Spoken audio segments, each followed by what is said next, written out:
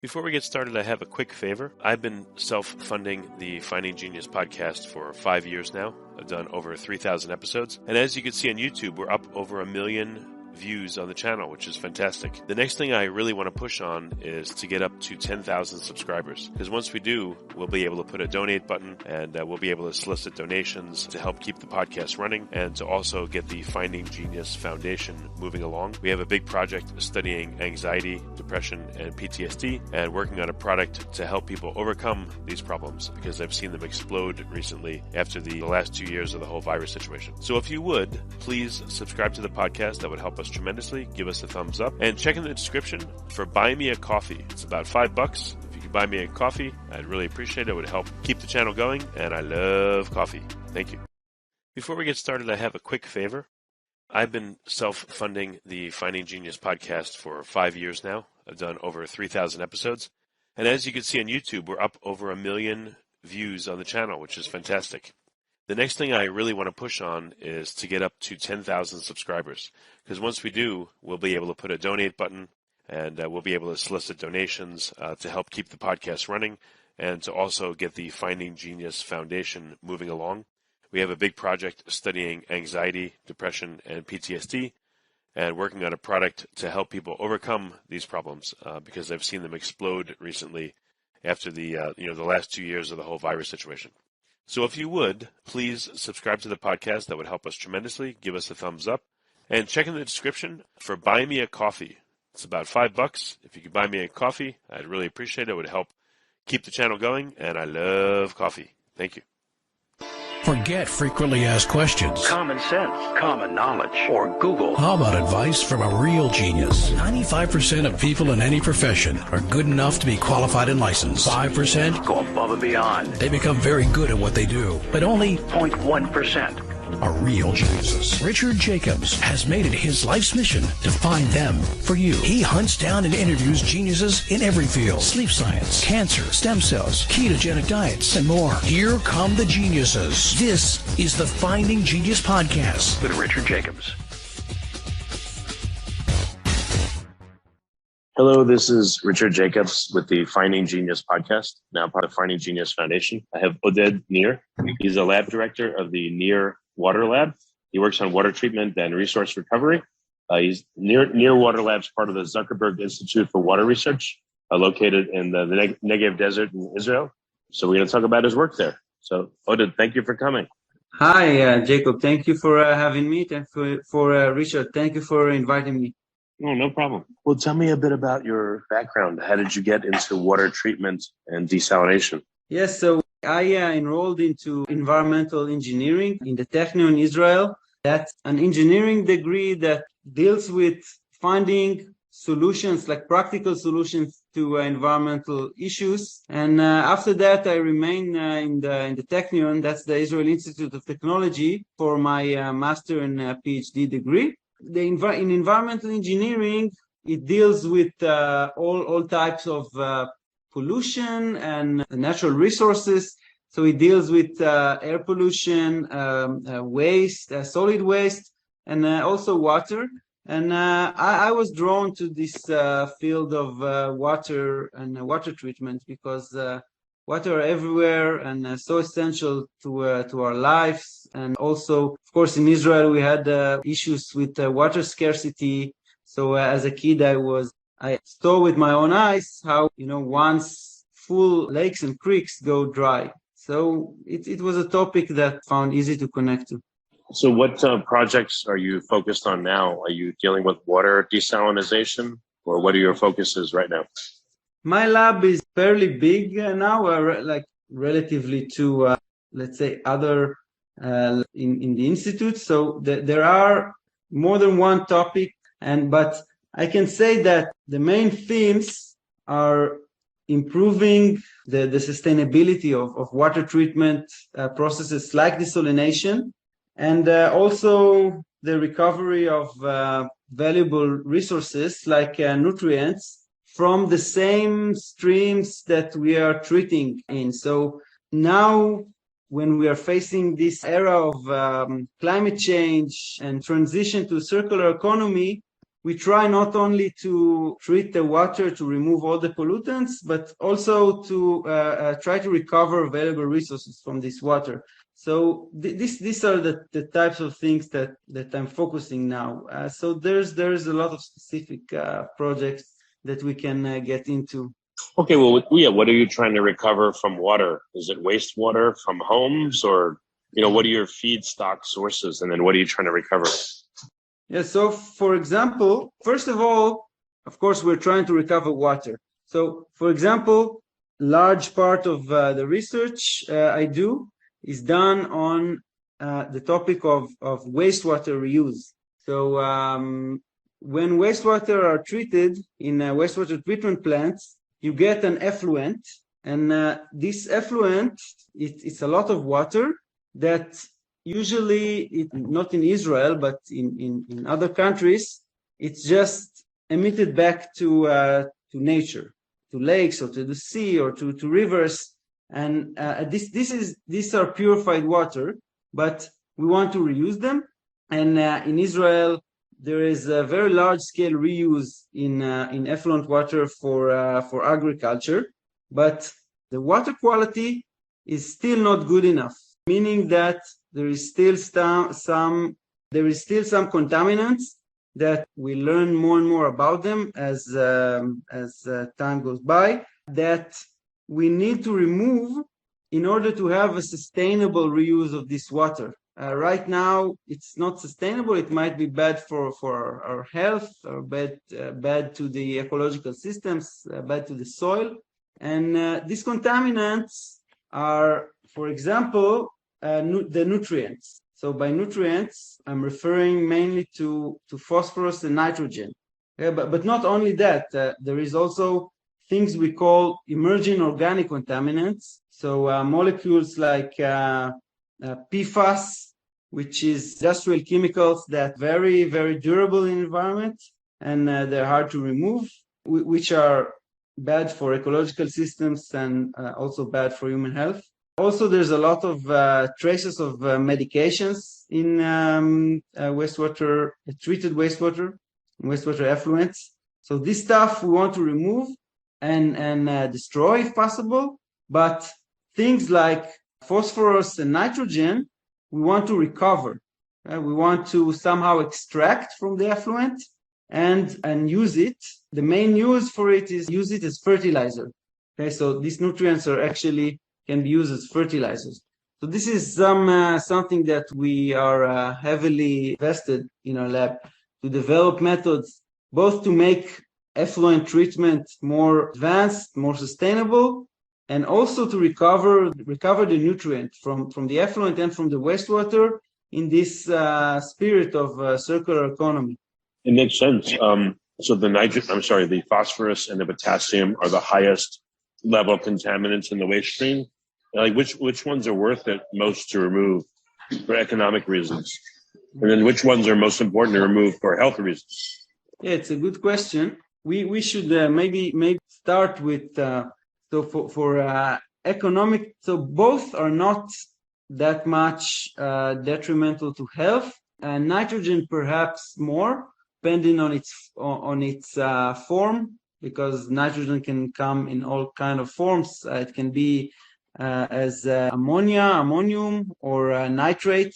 Each form has its own toxicity, but the main issue here with nutrients is the damage to the environment.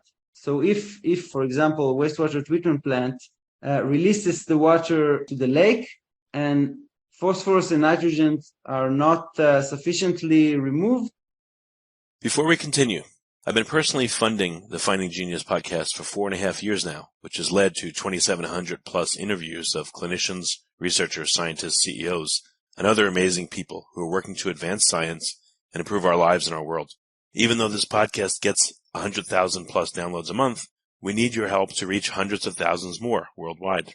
Please visit findinggeniuspodcast.com and click on Support Us. We have 3 levels of membership from $10 to $49 a month, including perks such as the ability to see ahead in our interview calendar and ask questions of upcoming guests, transcripts of podcasts you're interested in, the ability to request specific topics or guests, and more. Visit findinggeniuspodcast.com and click support us today. Now back to the show. Then it will cause algal bloom. And this problem is widespread. I know that it's a huge problem in the US now, for example. So this is the problem with phosphorus and nitrogen. Potassium is, let's say, so in terms, potassium is not detrimental to health at all, and there's no problem with this element releasing it to the environment in general, but it's a valuable nutrient or fertilizer. So in terms of economics, that's a good question, because here there is a distinction between phosphorus and nitrogen. So phosphorus is the element that is more economically and in terms of sustainability, it's more critical to find ways to recover from wastewater effluent, also from solid waste like animal manure and sewage sludge. It's all very rich with phosphorus, and it's very critical for the future of mankind, for food security, to find ways to recover phosphorus. Because I know in Israel, I mean, I would think you have to rely on desalination for a lot of water. So why? And since this water has a lot of phosphorus and potassium, why not keep it and use it to irrigate fields? Maybe take out some of the dangerous components if there are any, but it would be great for the fields. It would be a supply of water, which is needed. So you don't need desalination, and there's nutrients in it. Add a little bit of nitrogen and you're good to go. Yeah, this is a great question, and it's also the view, or was the view of some experts, and it's also reflected in the regulations, by the way, of water that you can irrigate the fields with. This water permit some level of phosphorus and nitrogen, but not too high level. So you have to remember that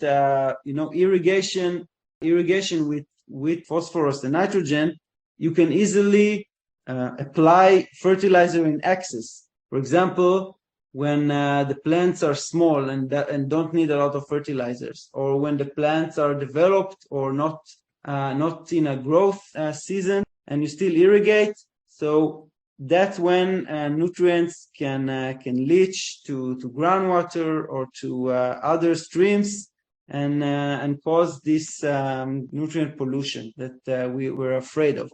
But I have another vision, and the vision is that we don't use the water only for irrigation, because what happens in Israel now is that very, very, very a large portion of this treated wastewater effluent goes to irrigation, and very little water goes to, for example, for nature, for reviving Israel's dry streams. Some of the effluent is collected in recreational lakes for public enjoyment, let's say. But problem is that this water are not clean enough. For example, people cannot swim in this. So what is the point of having a lake in a very, very hot place like a region like Israel if you cannot swim? So my vision say that what if we could use this wastewater or the effluent both for lakes and streams, and then after that, collect the water and use it again for irrigation. But for that, we will need to meet the water quality standards, both for releasing them to nature and maybe for swimming and for irrigation. So these are different quality standards, and it can be and we study this. We study technologies that can achieve this water quality. And if this water has a lot of phosphorus and potassium, why not use it again? If you're going to do hydroponics, or even in fields, nutrients are put into the fields. Nutrients are put into hydroponic water.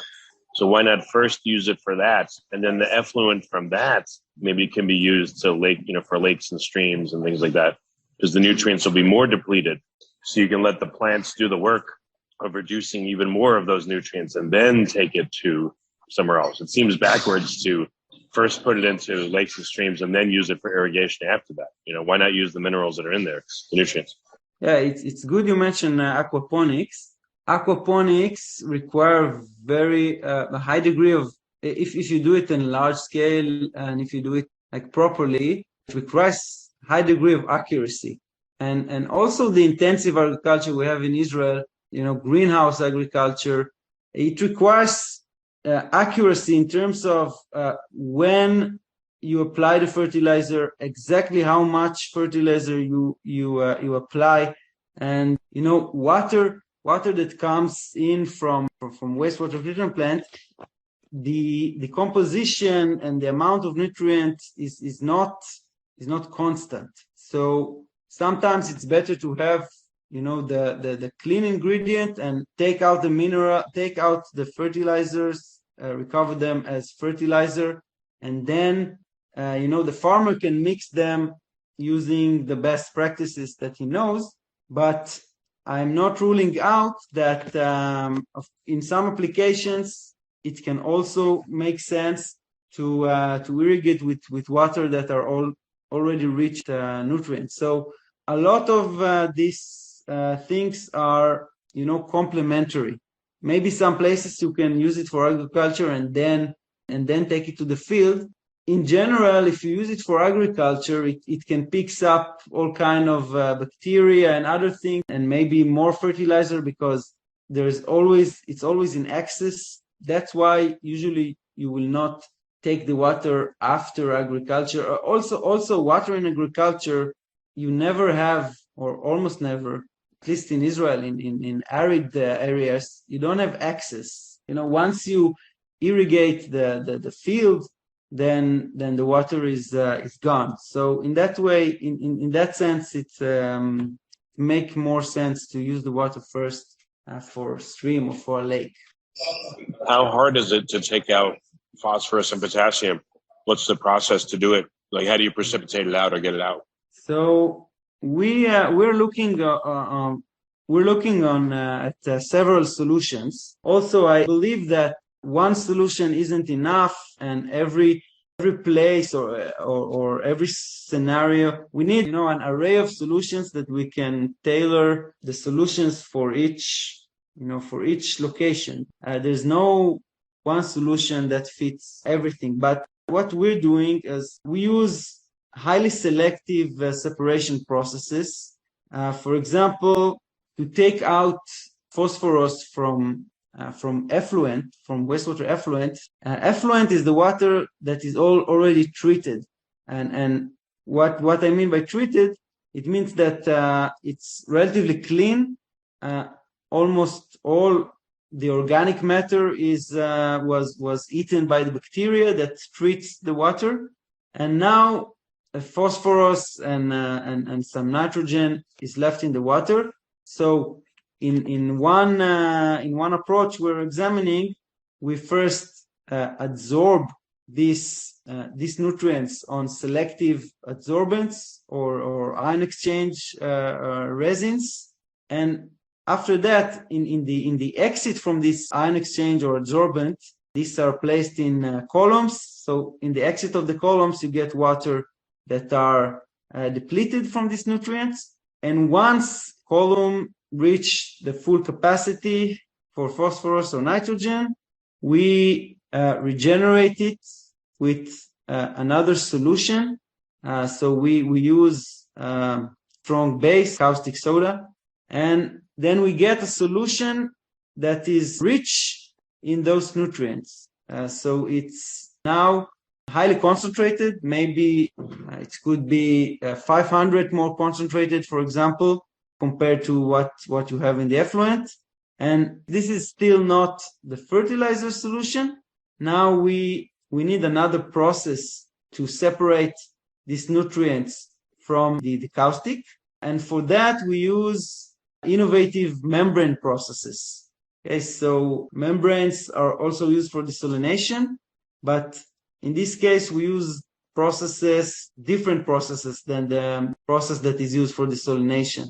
We use different types of membranes and different types of membrane separation technologies. And then after we apply this, we get concentrated and pure fertilizer solution then that can be applied in fertigation. Fertigation is when you apply the fertilizer with the irrigation water. It's a common practice in intensive agriculture.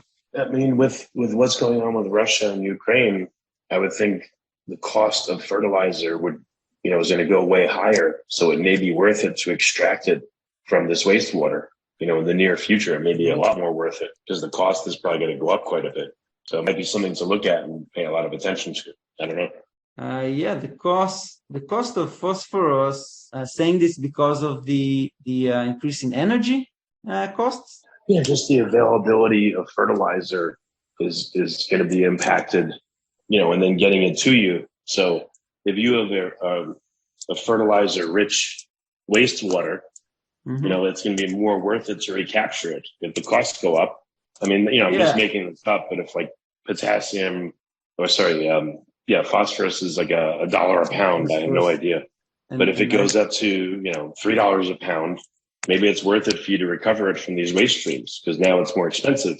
We mentioned what is the environmental benefits of recovering phosphorus and nitrogen. So it's different. So nitrogen, for example, we get it from air, basically. So in air, it's N2. It's a very stable molecule, but with an industrial process, you can get this N2. N2 is not a fertilizer because it's very slowly taken up by plants, but the industrial process, the Haber-Bosch process, can take this nitrogen N2 from air and transform it to ammonia. And the ammonia is the fertilizer. Basically, from ammonia, you can make nitrate and then ammonium nitrate, and that is the fertilizer. But the problem is that it's energy intensive. It means that you need to invest a lot of energy, and I think about 1% of global or even 3% of global energy consumption is for producing ammonia for fertilizer. So if we can find a method to recover nitrogen from wastewater that doesn't take this much energy, then it will be worthwhile. Yeah, especially in light of energy prices that can go up. What's more, this chemical reaction converting nitrogen to ammonia, it needs hydrogen, and the hydrogen is coming from natural gas. They make this nitrogen from natural gas, and right. Now there are natural gas crisis because of this, because of the Russia-Ukraine war. So this is where, I really see a connection. Yeah, again, if you have a nutrient-rich effluent, it's going to be worth a lot more now to separate. So the economics may have changed enough where it'll be favorable to do that. So it's something to consider and look into, Yeah, and a lot of people look into it and try to do it. There's some propose to produce ammonia or produce fertilizer from waste in the farm, So there's a recovery directly from urine, for example. There's a lot of solutions. I work on effluent, on wastewater effluent for now, but I can also work on other streams in the future. And the membrane process we used for this, something interesting, we use a gas permeable membrane. It's a membrane that can transfer only gases through it. So if you take water with ammonia in the form of nitrogen that is in effluent, and you raises the water pH, then it becomes ammonia, and ammonia is a dissolved gas. And then we can use this membrane to transfer this gas to a stream that contains acid, and the ammonia react with this acid, and then we get ammonium salt, and that is basically a fertilizer. Okay, so this is how we produce. This is how we recover ammonia from wastewater effluent. But I guess phosphorus is even a more interesting story. Should I talk about to recover phosphorus? Yeah, definitely. Yeah, I know the common nutrients are NPK, nitrogen, phosphorus, potassium. We haven't really talked about potassium. I don't know if it's even in the effluent, but yeah, let's talk about phosphorus. Yeah, potassium. Yeah, we can just mention potassium. Potassium is in the effluent in concentrations that can be meaningful. Potassium is much harder to selectively separate comparing to phosphorus and nitrogen. It's very similar. Potassium is very similar to sodium, and sodium is just something that you don't want in the irrigation water. So it's very hard to separate these two. But potassium, for now, it's relatively cheap, and there is a lot from it. It's mined from places, from great salt lakes and brines. In Israel, we have a very big industry of mining potassium, and right now it's not in shortage. But phosphorus is a real limited resource. Phosphorus is mined as phosphate rock, and that's where most of the fertilizer is now is coming. So this phosphate rock exists in only several countries, several regions. 70% of it is in Morocco. US has mines in Florida, for example. Israel also have a phosphate rock mine. So we mine this phosphate rock, and then we apply the industrial process and make phosphoric acid, and the phosphoric acid is used to make fertilizers, to make NPK fertilizers. You add phosphoric acid. But these phosphate rock reservoirs are getting depleted. I mean, we don't have unlimited amount of phosphorus, and there's several assessments of when we're going to reach phosphorus peak or phosphate rock peak production. It means that after it, there's going to be a decline due to price is too high, or maybe some political unrest or something like that. That can happen even in a few decades. So phosphorus is something that we must learn how to recover, because right now most of it is wasted. It's ended up in sediments, very, very dispersed in the environment, or in the sea. So this is a very important resource to recover, and also something that will potentially be of high. So any future projects or current projects that you think you're going to achieve a breakthrough on in the next year or two? Like, what do you think will be happening with your research and your work in the near future? What are you trying to figure out?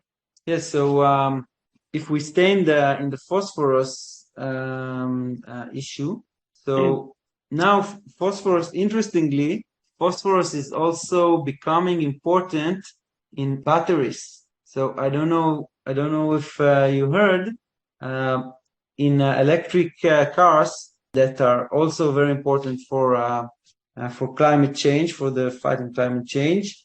Now a trend to replace the lithium cobalt nickel batteries to batteries that use much cheaper, still lithium, but lithium with iron and phosphorus. It's called the lithium iron phosphate battery, and it has many advantages. So all the electric cars, all the electric vehicles manufacturers slowly transitioning into these types of batteries. I know China is completely there. I think Tesla is also now focused on these batteries. It has less energy density, so you will not get 3 seconds from 0 to 100 miles per hour, but it will last more, like more cycles, and it's much safer. It will not burn as easily. So you need phosphorus for this. So we're trying to initiate a project that will take phosphorus from wastewater and bring it to such a purity degree that it can be used for the battery industry. And this is important. If you want to make something real, or to have your process to succeed in real life, you have to have a good market for it. And the fertilizer market, you don't have much of profit margins, let's say. But I think for batteries, you have to overcome some market barriers. You need it to be very profitable in order to even initiate the project. To overcome all the costs of development, for example. And this can happen in this battery. And if thanks to this requirement of phosphorus in the battery, we can push these technologies for recovering phosphorus, then maybe it can also be more widespread for fertilizers. Oh, one last question I forgot to ask you. With all the wastewater effluent, like how much is there approximately? How many, millions of gallons? And if you were able to extract phosphorus out of it and nitrogen, what is the theoretical yield that could come, on a weekly or a monthly basis from all the effluent streams if this was to be done? Well, I don't have these numbers here. This is something that analysis were made. I don't personally do this like a global scale or country scale analysis, but I can tell you that most of the recoverable phosphorus and nitrogen is not from domestic wastewater effluent. This will be probably about 10 to 20% of what you can recover. Most of it is in the solid waste, or most of it is in the animal waste. This is where we should invest a lot to recover phosphorus. I focus now on effluent because I also want to treat the effluent so the water won't pollute the environment and cause algal bloom, for example. So that's why we have to remove phosphorus from the effluent, and if we remove it, we might as well recover it. But the larger contribution for phosphorus economy, it will come from animal manure and maybe also sewage sludge, but mostly animal manure. But I'm partnering with other colleagues that work on that, and combining the separation processes that I do with their methods to extract the phosphorus from animal manure. I think we can take phosphorus from there and bring it to a level of purity that is required ferric phosphate batteries. That will be a very nice breakthrough that I would very much like to achieve in the next year or two. Yeah, you need to become the phosphorus king, where you can extract it from effluent and manure and all that. And again, you'll be the biggest phosphorus deliverer in all of Israel. Yeah, there's a competition because ICL, the Israel Chemical Company, is producing a lot of phosphorus from phosphate rock, and I hope I can convince them to replace some of their activity instead of taking it from nature, taking it from waste. Yeah, definitely. That's the vision. Okay. Well, Oded, it was very good to talk to you. Where can people find out more about your work? Where can they go? So we have a website for the lab. It's nirwaterlab.com. So this is a good starting point. And step from that, the university website and the department website of Zuckerberg Institute for Water Research. Yeah, that's about it. There's link for all the papers and the activities. I know it's late night for you, but I appreciate you being on the podcast. Thank you very much. Thank you very much for having me. I enjoyed chatting with you. Yeah, I'll see you when you come visit. Excellent. You've been listening to the Finding Genius podcast with Richard Jacobs.